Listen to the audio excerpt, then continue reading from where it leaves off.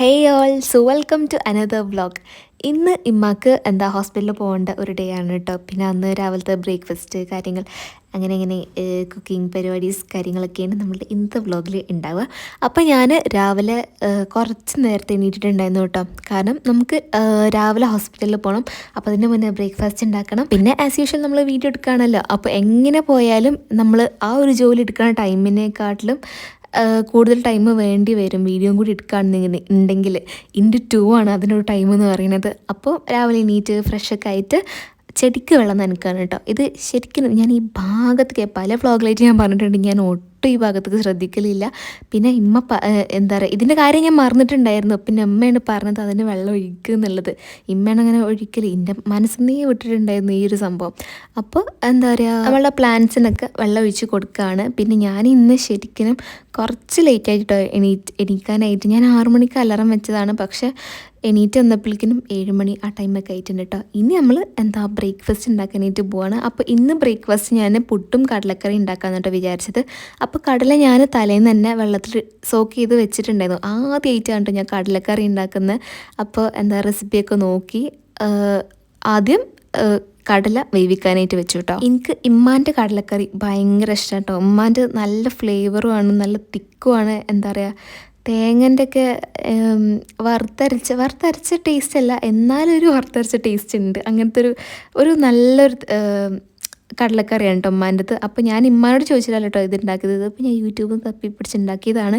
പിന്നെ ഞാൻ ഇന്ന് പോകാനുള്ളതിനെ കൊണ്ട് രാവിലെ എനിക്ക് ടൈം കിട്ടില്ല എന്ന് വിചാരിച്ചിട്ട് തലേന്ന് തന്നെ ഞാൻ എല്ലതും കട്ട് ചെയ്ത് വെച്ചിട്ടുണ്ടായിരുന്നു കേട്ടോ. രാവിലെ ഒരു റഷും കുറേ പാത്രം മറിച്ചിട്ടെല്ലാം ഒന്നും വേണ്ട വിചാരിച്ചിട്ട് തലേന്ന് തന്നെ ഞാനത് സെറ്റാക്കി എടുത്തു. പിന്നെ ഞാനിവിടെ ഇങ്ങനെ ഇരുന്ന് പണിയെടുക്കുകയാണെന്നുണ്ടെങ്കിലും അപ്പുറത്ത് റൂമിൽ നിന്ന് ഉമ്മാൻ്റെ ഒരു 10 ഇൻസ്ട്രക്ഷനെങ്കിലും കിട്ടും കേട്ടോ. അതങ്ങനെ ചെയ്യണം കേട്ടോ, ഇതിങ്ങനെ ചെയ്യണം കേട്ടോ, അതവിടെ വെക്കണം കേട്ടോ, അങ്ങനെ കുറേ ഇൻസ്ട്രക്ഷൻസ് ഉണ്ടാക്കും. കടല അവിടെ ഒരു സൈഡിൽ വേവിക്കാനായിട്ട് വെച്ചിട്ടുണ്ട്. പിന്നെ ഞാൻ അതിൽക്ക് കറിക്ക് ആവശ്യമായിട്ടുള്ള വെളുത്തുള്ളിയും ഉള്ളിയും ഉപ്പൊക്കെ ഇങ്ങനെ വാട്ടിയെടുക്കാണ് കേട്ടോ. പിന്നെ ഇമ്മാൻ്റെ ഹെൽത്ത് കണ്ടീഷൻ എന്താ അവസ്ഥ എന്നൊക്കെ ചോദിച്ചിട്ട് ഒരുപാട് മെസ്സേജും അതേപോലെ കൂടുതലും കമൻസാണ് കേട്ടോ. ഒരു കണ്ടൻറ്റായിട്ട് റിലേറ്റഡ് അല്ലെങ്കിൽ പോലും അതിൽ ഒരുപാട് കമൻറ്റ് ഉണ്ടാകും ഉമ്മാൻ്റെ ഹെൽത്തിനെ പറ്റി ചോദിച്ചിട്ട്. അപ്പോൾ എല്ലാവർക്കും കുത്തിയിരുന്ന് റിപ്ലൈ തരാനായിട്ട് പറ്റില്ലല്ലോ, അത്രയും കമൻസ് ഉള്ളതുകൊണ്ട്. അപ്പോൾ എന്താ പറയുക, ജസാക്കല്ലാഹ് ഒരുപാട് പേര് ചോദിച്ചു കേട്ടോ. അൽഹംദുലില്ലാഹ് ഉമ്മ ഇപ്പോൾ എല്ലാം ഓക്കെ വരുന്നുണ്ട്. കഴിഞ്ഞ ലോഗ് വീഡിയോയിലും പിന്നെ ഏതൊരു വ്ളോഗിലും കൂടി ഞാൻ പറഞ്ഞിട്ടുണ്ട്. എന്നാലും ഒരുപാട് പേര് ഇപ്പോഴും അന്വേഷിക്കുന്നുണ്ട് കേട്ടോ. Thank you so much. പിന്നെ ഞാൻ എന്താ പറയുക, ഈ വേവിച്ച കടലതിക്ക് ഒഴിച്ചപ്പോൾ ഒരു ഠും എന്ന് പറഞ്ഞ സൗണ്ട് കേട്ടിട്ടുണ്ടായിരുന്നു കേട്ടോ.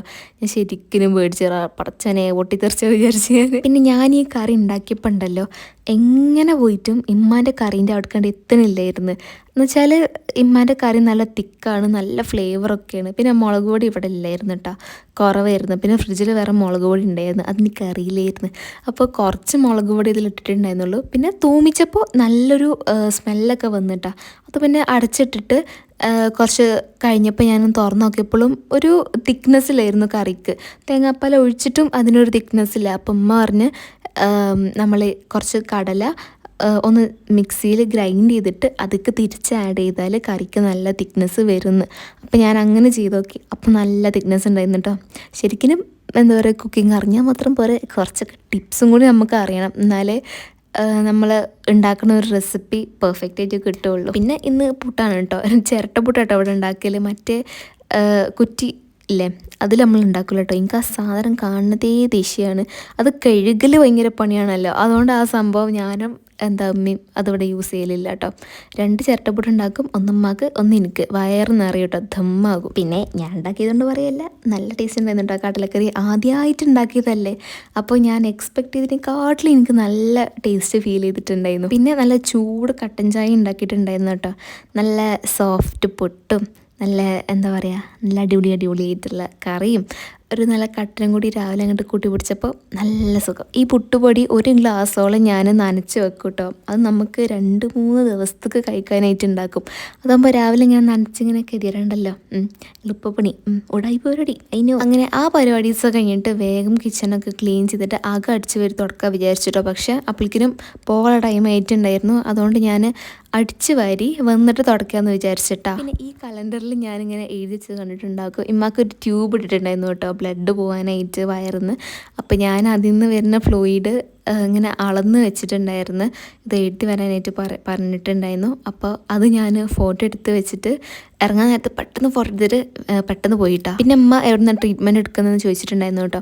അത് കോട്ടക്കൽ ആസ്റ്റർ മിംസ് എന്നാണ്. നമ്മൾ കോട്ടക്കൽ പോണ വഴിയിലുണ്ടല്ലോ ഒരു ഇല്ലം പോലത്തെ വീട് കാണുമല്ലോ, പുത്തൂരിന്ന് ചങ്കുവട്ടി പോണ ആ ഒരു വഴിയിലായിട്ട് കാണാം. എനിക്ക് കറക്റ്റ് സ്ഥലത്തിൻ്റെ പേര് എനിക്ക് കറക്റ്റ് അറിയില്ല കേട്ടോ. എനിക്ക് ഭയങ്കര ഇഷ്ടമുണ്ട് ഈ ഇല്ലം പോലത്തെ ട്രഡീഷണൽ വീടുണ്ടല്ലോ. മോഡേൺ വീടിനെക്കാട്ടിലും എനിക്ക് ഭയങ്കര ഇഷ്ടമാണ് ട്രഡീഷണൽ ആയിട്ടുള്ള ഇല്ലം പോലത്തെ വീടില്ലേ, നടുമുറ്റൊക്കെ ഉള്ള. എനിക്ക് ഭയങ്കര ഇഷ്ടമാട്ടോ. അങ്ങനെ പിന്നെ ഹോസ്പിറ്റലിലെത്തി. അവിടെ നമ്മളറിയുന്ന ഒരുപാട് പേരുണ്ടായിരുന്നു കേട്ടോ, നമ്മൾ സബ്സ്ക്രൈബേഴ്സിനായിട്ട്. പിന്നെ ഇമ്മ വെയിറ്റ് ചെയ്ത് ഡോക്ടറൊക്കെ കണ്ട് ട്യൂബ് ഊരി കേട്ടോ. ഇപ്രാവശ്യം ആ ട്യൂബ് ഊരി കളഞ്ഞു. പിന്നെ ഡ്രസ്സിങ്ങും ചെയ്തു. അങ്ങനെ അതൊക്കെ കഴിഞ്ഞിട്ട് തിരിച്ച് വരുന്ന വഴിയിൽ ഞാൻ സൂപ്പർ മാർക്കറ്റിൽ കയറിയിട്ടുണ്ടായിരുന്നു. എനിക്ക് കുറച്ച് സാധനങ്ങൾ വാങ്ങിക്കാനായിട്ടുണ്ടായിരുന്നു കേട്ടോ. ഒരു പുഡിങ് ഉണ്ടാക്കണം. പിന്നെ അതേപോലെ ഈ ദിവസം എൻ്റെ കസിൻസും എൻ്റെ അമ്മായി അമ്മോനൊക്കെ വരും പറഞ്ഞതായിരുന്നു. അപ്പോൾ ഞാൻ ഓൽക്കൊരു ഡെസേർട്ട് ഉണ്ടാക്കാൻ വേണ്ടിയിട്ട് മാംഗോസും കാര്യങ്ങളൊക്കെ വാങ്ങിച്ചിട്ടുണ്ടായിരുന്നു. അങ്ങനെ സാധനങ്ങളൊക്കെ വാങ്ങിച്ച് കഴിഞ്ഞിട്ട് ഞാനും ഉമ്മയും തട്ടുകടിയിൽ കയറിയിട്ട് നെയ്ച്ചോറും ചിക്കനും ബീഫൊക്കെ ഓർഡർ ചെയ്തിട്ട് കഴിച്ചിട്ടുണ്ടായിരുന്നു. പെരുന്നാളിൻ്റെ അന്ന് അമ്മക്ക് കഴിക്കാനായിട്ട് പറ്റിയിട്ടുണ്ടായിരുന്നുണ്ട്. എൻ്റെ അമ്മക്ക് ഭയങ്കര ബോധിയായിരുന്നു കേട്ടോ, നല്ല ബീഫിനും ബിരിയാണിക്കൊക്കെ വേണ്ടിയിട്ട്. പിന്നെ എനിക്ക് നെയ്ച്ചോറിനോട് ഭയങ്കര ബോധിയായിരുന്നു കേട്ടോ കുറച്ച് ദിവസമായിട്ട്.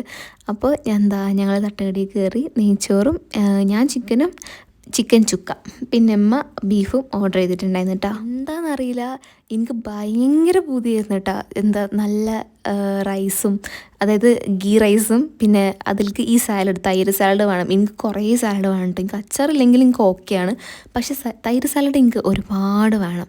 കറിയും തൈര് സാലഡും പിന്നെ ചിക്കനും ഭയങ്കര ഇഷ്ടമാണ്. ഞാൻ പ്രാവശ്യത്തെ പെരുന്നാളിൻ്റെ ബീഫ് കിട്ടുമ്പോൾ എന്തായാലും നെയ്ച്ചോറും ബീഫ് വരട്ടും പരിപ്പ് കറിയും ഒക്കെ ഉണ്ടാക്കാനായിട്ട് വിചാരിച്ചിട്ടുണ്ടായിരുന്നു കേട്ടോ. ഇത് കിട്ടിയപ്പം എൻ്റെ ഒരു പൂതി അങ്ങോട്ട് ഒതുങ്ങി. അപ്പം ഞാൻ വിചാരിച്ചു ഇനിയിപ്പോൾ അത് ഉണ്ടാക്കേണ്ട, വേറെ എന്തെങ്കിലും സ്പെഷ്യലായിട്ട് ഉണ്ടാക്കാമെന്ന്. പിന്നെ ഞാൻ ബീഫിൻ്റെ ഒരു റെസിപ്പി പോസ്റ്റ് ചെയ്യുന്നുണ്ട് കേട്ടോ. ഇൻഷാ അള്ളാ ഈ വ്ളോഗ് പോസ്റ്റ് ചെയ്തതിൻ്റെ പിറ്റേന്നോ അല്ലെങ്കിൽ അന്നോ ആയിട്ട് വീഡിയോ വരും. പിന്നെ ഫുഡൊക്കെ കഴിച്ച് കഴിഞ്ഞിട്ട് പച്ചക്കറി വാങ്ങിക്കാനായിട്ടുണ്ടായിരുന്നു കേട്ടോ. അങ്ങനെ അതൊക്കെ വാങ്ങിച്ച് കഴിഞ്ഞിട്ട് തിരിച്ച് വീട്ടിലേക്ക് വന്നു. ആൻഡ് ഇനി നെക്സ്റ്റ് പരിപാടി എന്ന് പറഞ്ഞാൽ ഈ വക സാധനങ്ങളൊക്കെ അതിൻ്റേതായ സ്ഥലത്ത് എടുത്തു വെക്കുക എന്നുള്ളതാണ്. ഇപ്പം ഞാൻ ഈ സാധനം ഇവിടെ ഇങ്ങനെ ഇട്ടു വിചാരിച്ചോളൂ, ഇതൊക്കെ ആകെ ഇങ്ങനെ കുന്നുകൂടി കിടക്കും. അപ്പം ഞാൻ ഈ കിച്ചണിക്ക് വരുമ്പോൾ എനിക്കതൊരു നെഗറ്റീവ് എനർജി ആയിട്ട് തോന്നും. അതിപ്പോൾ സാധനങ്ങളുടെ കേസ് മാത്രമല്ല കേട്ടോ. ഇപ്പോൾ പാത്രമാണെങ്കിൽ കൈ മുറിഞ്ഞപ്പോൾ ഞാൻ അന്നത്തെ ദിവസം പാത്രം കഴുകിയിട്ടുണ്ടായിരുന്നില്ല കേട്ടോ. കാരണം വെള്ളം നട്ടപ്പോൾ എനിക്ക് നല്ല പെയിൻ ഉണ്ടായിരുന്നു. അപ്പോൾ പിറ്റേ ദിവസം രാവിലെ കിച്ചണിക്ക് വന്നപ്പോൾ മെസ്ഡപ്പ് ആയിട്ടുള്ളൊരു കിച്ചണാണ് ഞാൻ കാണുന്നത്.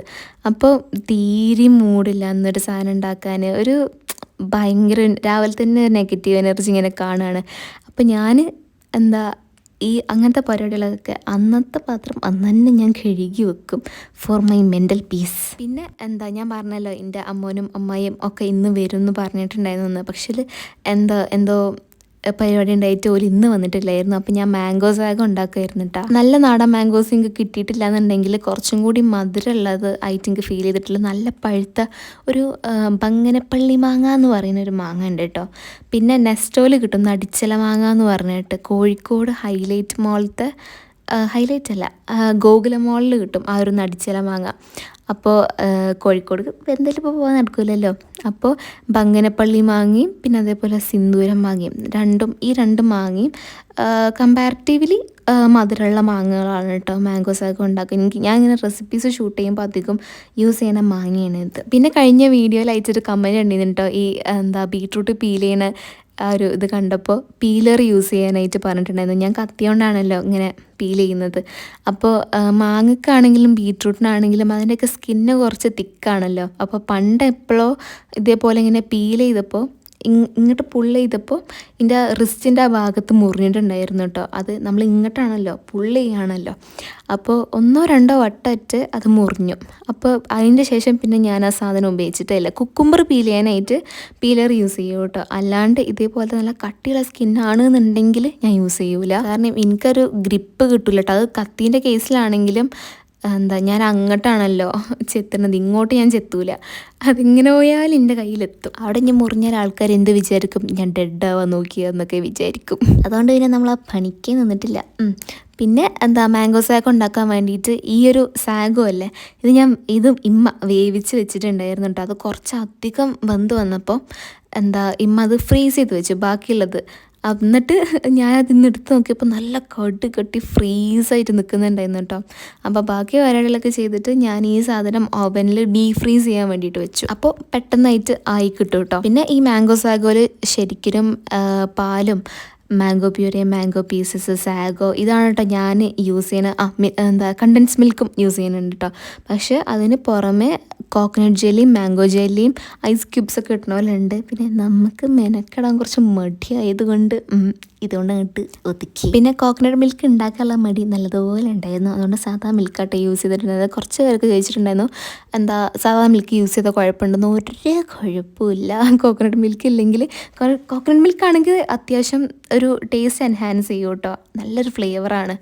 അപ്പം കിട്ടുകയാണെന്നുണ്ടെങ്കിൽ കോക്കനട്ട് മിൽക്ക് യൂസ് ചെയ്യുക, അല്ലെങ്കിൽ സാധാ മിൽക്ക് യൂസ് ചെയ്താലും ഒരു കുഴപ്പമില്ല, നല്ല ടേസ്റ്റാണ് കേട്ടോ. ഈ സംഭവം ഫ്രിഡ്ജിൽ വെക്കുന്നതിന് മുന്നേ തന്നെ ഞാനൊരു കപ്പെടുത്ത് കുടിച്ചിട്ടുണ്ടായിരുന്നു കേട്ടോ. എനിക്കും ഉമ്മാക്കും ഭയങ്കര ഇഷ്ടമാണ് കേട്ടത്. പിന്നെ ഒരു 9 മണി ആ ടൈമൊക്കെ ആയപ്പോൾ പറഞ്ഞ പോലെ വരുന്നില്ല, നാളെ വരാമെന്ന് പറഞ്ഞിട്ടുണ്ടായിരുന്നു കേട്ടോ. അപ്പം ഞാനും എന്ത് ചെയ്തു, അന്ന് രാത്രി തന്നെ അതിൻ്റെ പകുതി മുക്കാലും കുടിച്ച് തീർത്തിട്ടുണ്ടായിരുന്നു കേട്ടോ.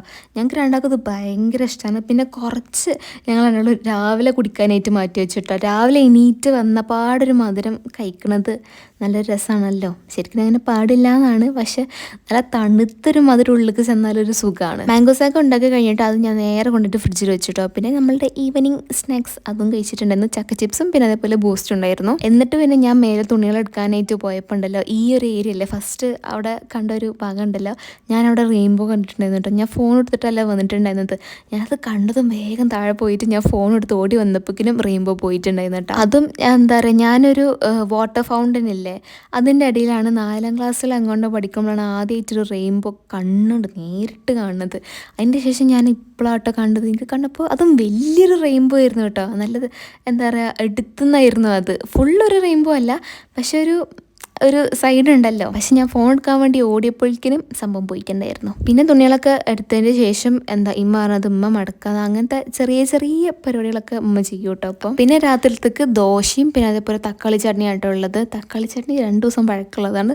ദോശമാവ് പക്ഷേ ഫ്രഷ് ആണ് കേട്ടോ. എനിക്കുണ്ടല്ലോ ഈ നോൺ സ്റ്റിക്ക് പാനിൽ ദോശ ചുടുന്നത് തീരെ ഇഷ്ടമല്ല കേട്ടോ. അതിൻ്റെ ഒരു ടേസ്റ്റ് വരേക്ക് നല്ല ഡിഫറൻസ് നമുക്ക് ഫീൽ ചെയ്യും നമ്മൾ ഈ ഇരുമ്പ് ചട്ടിയിൽ ഉണ്ടാക്കുന്നതും നോൺ സ്റ്റിക്കിൽ ഉണ്ടാക്കുന്നതുമായിട്ട്. ഞാനിപ്പോൾ ദോശ ഉണ്ടാക്കുകയാണെങ്കിലും അപ്പം ഉണ്ടാക്കുകയാണെങ്കിലും മുട്ട പൊരിക്കുകയാണെങ്കിൽ പോലും ഞാൻ ഈ ഒരു പാത്രത്തിലാട്ടോ, ഈ ഒരു ചട്ടിയിലാട്ടോ ഞാൻ ചുടൽ.